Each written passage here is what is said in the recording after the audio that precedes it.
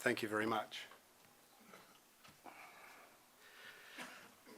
We've heard from people that are far more qualified than me talking about the markets for lithium today, and Andrew and Jason certainly fulfil that role very well indeed. But I think the common message is we're at a point of change, and we're very new to this. We made our corporate decision to have a look at some lithium in March.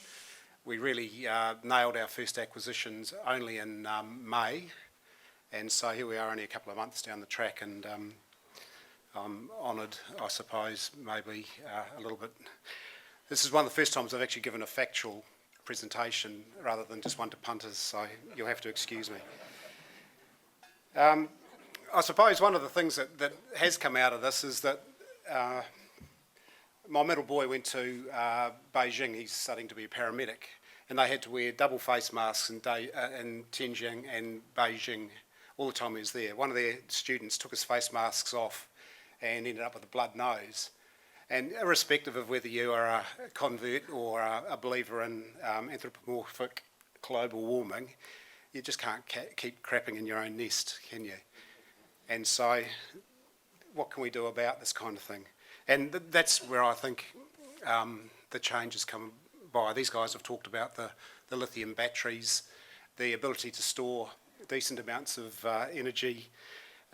We're now getting to the stage of hundreds of discharge and charge cycles.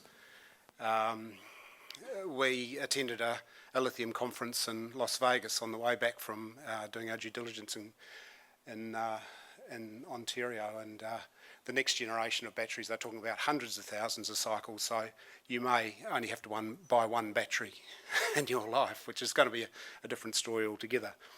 You know, I thought, well, okay, so you've got a solar cell on your roof and you feel good about that.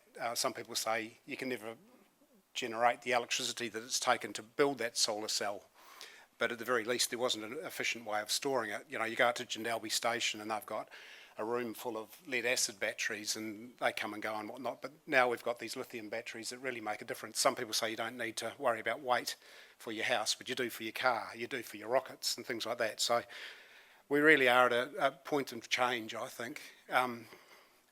Some of the people in Las Vegas might have got ahead of themselves, you know. Las Vegas is the kind of place where you do that. And they're talking about, we've had 100 years of steam, and we've had 100 years of petroleum or carbon-based technology, and are we heading into an era of clean, green energy? And one of the most fundamental things about that, of course, is going to be the lithium battery. So the automotive industry has clearly accepted a mandate. We heard that the Tesla car has got 500,000 units pre-booked.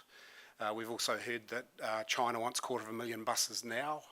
We've heard that India wants 800,000 or million or whatever cars. No, it was more than that, it was 6 million cars, wasn't it, by the end of the decade. So she's on, whether you like it or not. And as such, we're quite happy to be part of it. So let's see where we get to. We'll talk about granite fertility and LCT pegmatites, the geological setting, really high level stuff, and that's not even taking into or countenancing the age of the pegmatites relative to the granites. I hear that Greenbush's granite, which you would take to be the host, and the pegmatites have got an age gap. Well, we haven't got that far. We're more than happy to discuss our exploration techniques. Those of you that are wiser than me, and that's probably most of the room, I'll be happy to hear where we're going wrong.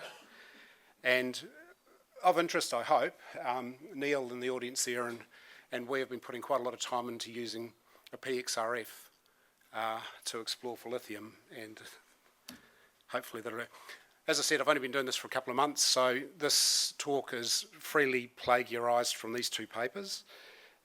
Bradley and Macaulay, anybody that wants to know anything about it, read that. It's about 6 pages long. It's an idiot's guide to pegmatites. And Selway, Brakes and Tyndall, another very good paper.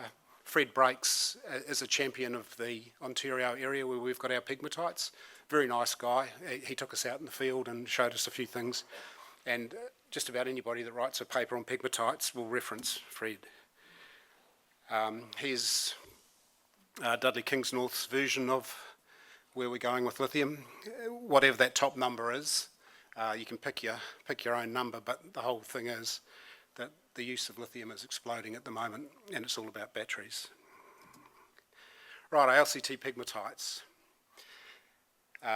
They represent a highly differentiated, sort of the last gasp of granite. So when we started down this, we were assuming subduction zones and S-type granites. We're hearing more and more that collision, so more than subduction. At the end of the day, you end up with an apophysis of incompatible minerals and elements and things like that. At some point, these squirt out into the surrounding rock, and they're enriched with lithium, cesium and tantalum, being the acronym that we're talking about. The further out from the granite stock, you start to get your interesting minerals. Close in, you can have your garnets and your beryls and your tourmalines. Further out, your spodumines and lepidolites. Although I still don't know what the relationship is between spodumene and lepidolite.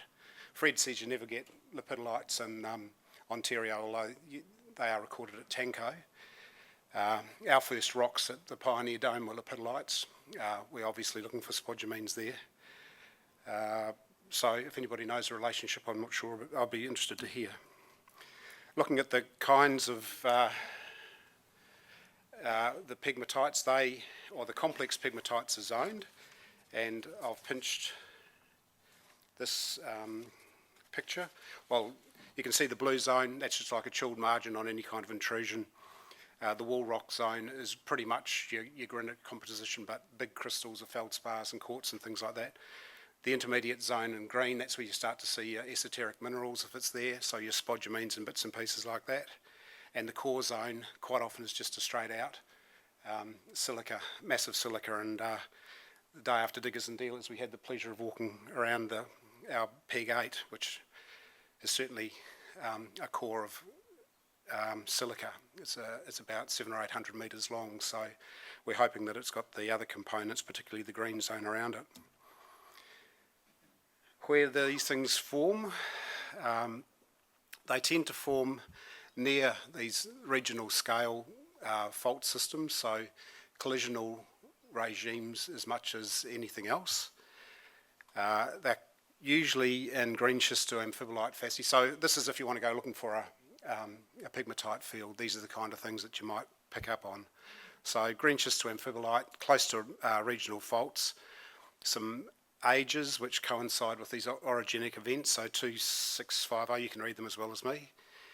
And they are recognised as being times of collision and supercontinent assembly. But by far the largest distribution of LCT pegmatites are in the Archean. They are commonly, and I would have said ubiquitously, hosted near a S-type granite or pyroluminous granite centre, although we've heard Greenbushes has got a slightly different story. And I suppose if you can get a hold of some databases, and this is where the talk's going to from here, you can do a lot of screening of these granites first of all, and there's some very simple ratios. For example, your aluminium wants to be higher than your other alkali metals, and lithium more than magnesium, and a few things like that. And these are things that Fred Brakes has put together.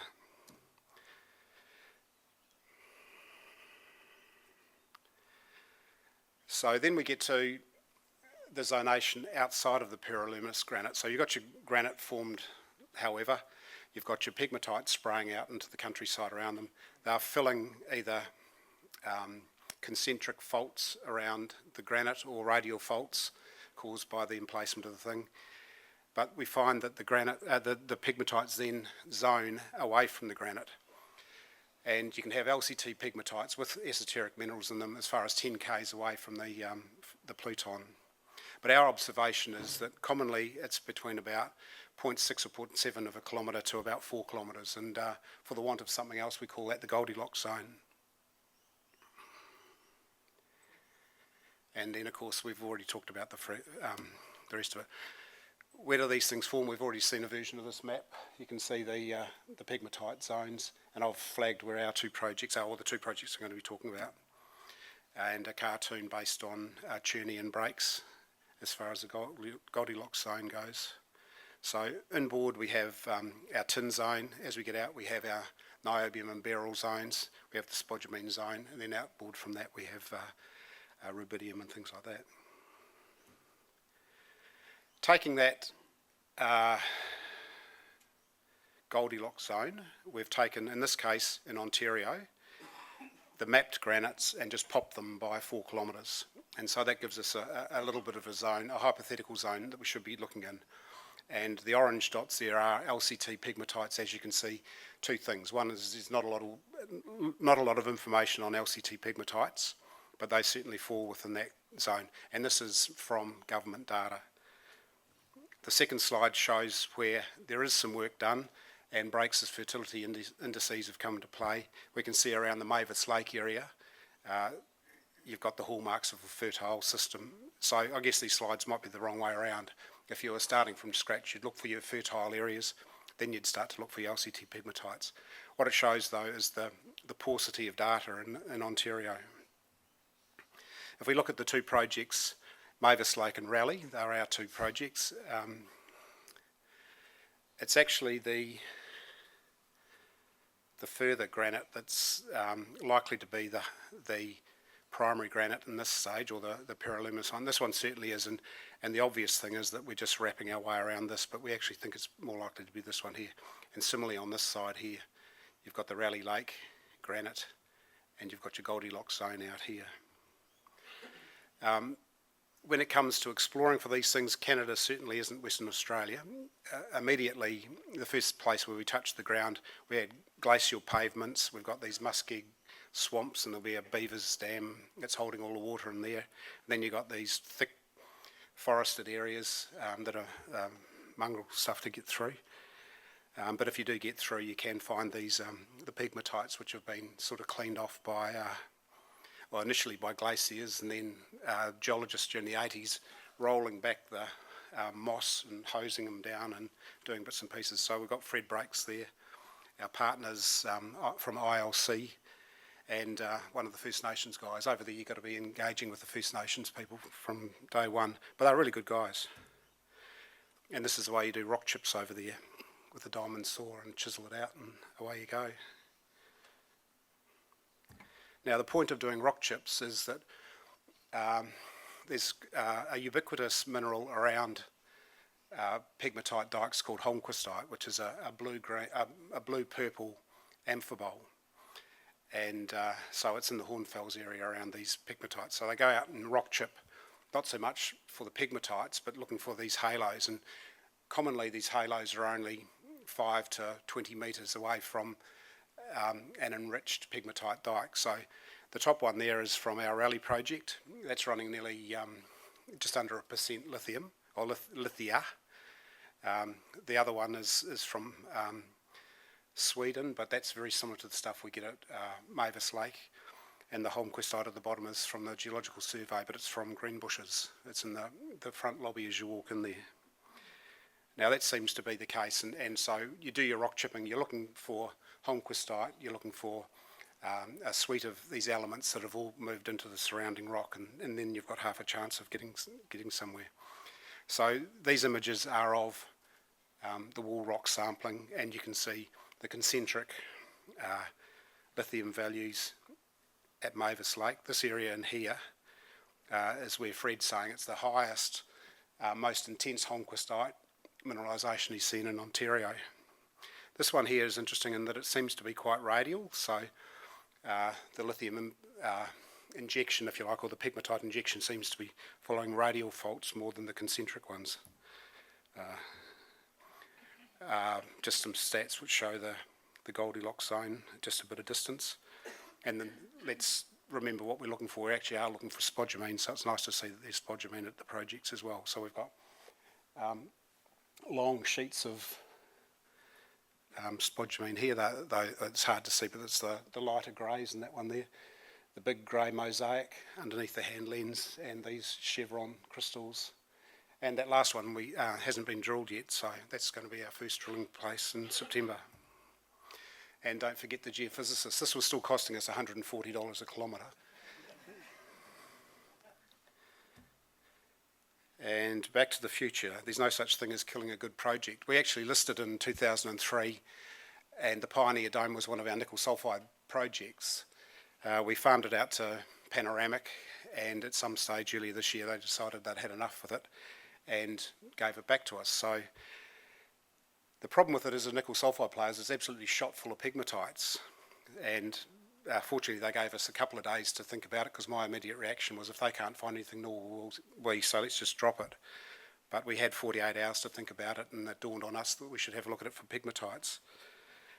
This also does show some of the other areas that we've got. So one of the things we've tried to do, of course, I said at the start, there's going to be a lot of competition in the lithium market, or people have been saying that all day. So you've got to be in infrastructure corridors. In Canada, we're on the east-west highway. Our two projects are 10 kilometres either side of it, and we're just out of Winnipeg. Here in Western Australia, most of our projects are either close to existing lithium mines or on the infrastructure corridors. So Pioneer Dome is just outside of Norseman. Your idea about using the mouse isn't such a neat idea. There. The Phillips River there we'll talk about.